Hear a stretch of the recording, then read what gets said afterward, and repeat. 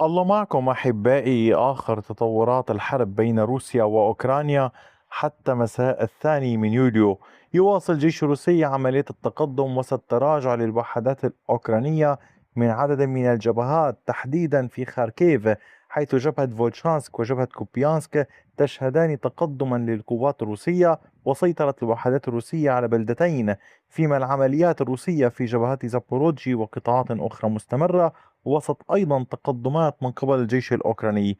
فما الذي حصل؟ تابعوا التفاصيل حتى النهاية كي لا تفوتوا أي معلومة. وأعود وأطلب من حضرتكم مجددا مشاركة الفيديوهات، دعم القناة بشكل مكثف لتستمر وتنتشر وتتوسع. وطبعا لنبدأ الآن مباشرة مقاطعة خاركيف، تحديدا من جبهة فولشانسك، حيث الوحدات الروسية تمكنت من التقدم والسيطرة على بلدتي لوسيفكا وشيستريفكا. الجيش الروسي تقدم على طول الطريق الرئيسي هنا كما تلاحظون عند هذا الخط الأصفر، على طول هذا الاتجاه من منطقة الغابات، وعلى طول المنطقة هنا باتجاه شيستريفكا وما بينهما. دخلت الوحدات الروسية، فرضت سيطرتها على كامل هذه المنطقة باللون الزهري.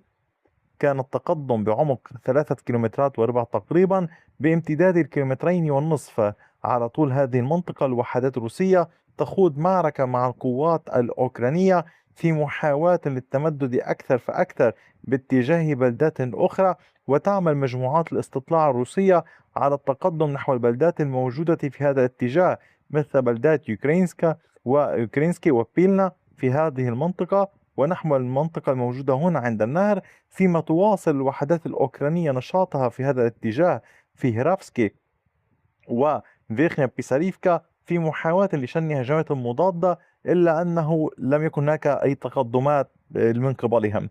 على صعيد العمليات، الوحدات الروسية تواصل توسيع ضغطها في هذه المنطقة لتشمل فيلتشا، حيث لا تزال مستمرة منذ مدة طويلة. وفيما الوحدات الأوكرانية كانت تحاول شن بعض الهجمات المضادة في هذه المنطقة لكن دون أي نتيجة. فيما يتعلق بالجبهة الأخرى من خاركيف، نتحدث عن كوبيانسك. هنا كان هناك تراجع واسع للوحدات الأوكرانية من محيط بودولي باتجاه كوبيانسك فيزلوفي، فتقدم الجيش الروسي، فرض سيطرته على كامل هذه المساحة باللون الزهري. كما تشاهدون، عمق التقدم للوحدات الروسية كان بعمق الكيلومتر، ولكن كان الامتداد نحو أقل من 3 كيلومترات بقليل. على طول المنطقة هنا وسط الغابات، الوحدات الروسية تواصل التحرك وتحاول الدخول محطة السكك الحديدية الموجودة في هذه المنطقة على كامل هذا الامتداد. كما تلاحظون، تمتد السكة الحديدية. هذه هي الوحدات الروسية تحاول الضغط حاليا من الشرق، من الجنوب، ومن الشمال، فيما القوات الروسية المجموعات الأخرى الموجودة في داخل كوبيانسك تيزدوفي تحاول الضغط نحو هذا القسم الموجود هنا، حيث ينتشر الجيش الأوكراني في كامل هذه المنطقة السكنية. العمليات مستمرة وواسعة وليست بالسهلة، ولكن يضغط الجيش الأوكراني بطريقة يضغط الجيش الروسي بطريقة تساعد على التقدم، حيث يتراجع الجيش الأوكراني. هذه العمليات أيضا ليست لوحدها كما أقول لكم دوما، فخط الاشتباك يمتد من كامل المنطقة هنا وصولا إلى مدينة كوبيانسك ومحيطها، حيث تشهد المنطقة هنا داخل كوبيانسك، داخل القسم الشمالي الغربي، نقاط اشتباك كثيرة، وفي محيط المنطقة هنا باتجاه راتكيفكا. على صعيد العمليات أيضا في خاركيف، كانت الوحدات الأوكرانية قد تمكنت من التقدم واسترداد السيطرة على كامل هذه المساحة الموجودة هنا. كما تلاحظون، هذه المنطقة كانت منطقة رمادية، تمكن الجيش الأوكراني من استرداد السيطرة عليها. سيطر الأوكران هنا بعمق أكثر من كيلومترين وبعرض نحو كيلومتر وربع أكثر بقليل.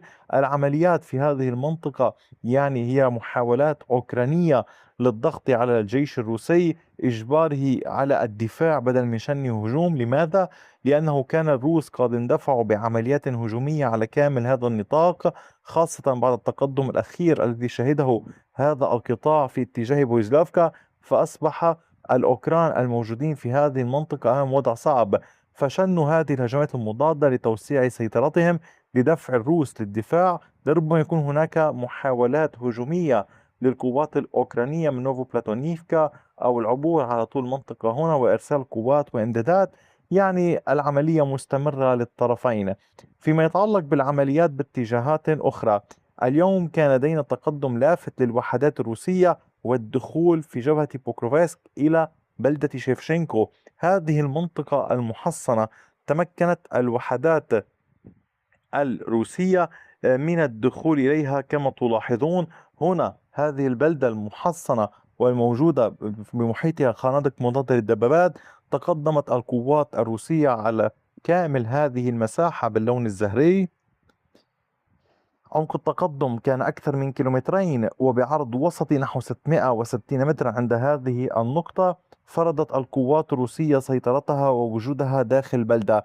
اليوم تحاول الوحدات الأوكرانية استرداد السيطرة على هذه المنطقة، دفع الوحدات الروسية للخروج من هذه المنطقة نحو الخلف، محاولة استرداد السيطرة عليها بشكل كامل، فيما القوات الروسية تحاول توسيع السيطرة أكثر في داخلها. وهذا الضغط لا يتم فقط من هذا الاتجاه، بل هناك ضغط من الجهة الموجودة هنا ومن هذه الجهة، مع عملية استهداف مباشرة من الجهة الجنوبية، وبالتالي الضغط من الطرفين. ولكن الروس يحاولون قدر الإمكان أن يسيطروا عليها، فهي قد تشكل مدخلا لتجمع القوات الأوكرانية الموجود في كامل هذه المنطقة في جنوب دوبروبيليا. الأوكران يعتمدون بشكل كبير على كامل هذه البلدات الموجودة هنا في محاولة لتأمين نوع من الحماية لجنوب مدينة دوبروبيليا، وبالتالي لا يريدون أن تصل القوات الروسية إلى الجهة الجنوبية كما وصلت في الجهة الشرقية. هذا على صعيد العمليات أيضا في اتجاه زابوروجي، القوات الروسية تواصل العمل في محيط ريفني، وقد تمكن الجيش الروسي من توسيع السيطرة شمال ريفني باتجاه غرب فوزدشيفكا. فسيطرت الوحدات الروسية، وحدات الفرقة 55 من اللواء 39 واللواء 40 على كامل هذه المنطقة باللون الزهري كما تشاهدون أمامكم. عمق التقدم للوحدات الروسية بلغ 2.79 كيلومتر بامتداد نحو 3 كيلومترات وربع تقريبا. الجيش الروسي يواصل نشاطه. لم تدخل الوحدات الروسية بعد إلى ليسني. هنا توجد نقطة أوكرانية حولتها القوات الأوكرانية لهذه القرية المؤلفة من بضعة منازل إلى يشبه القاعدة المتقدمة، نقطة متقدمة للدفاع عن خط البلدات، دانيليفكا، ليسني، يوبيلسكي، وكامل المنطقة هنا دولينكا هي خط دفاعي عن هذا الطريق الموجود هنا المؤدي باتجاه أوريخيف.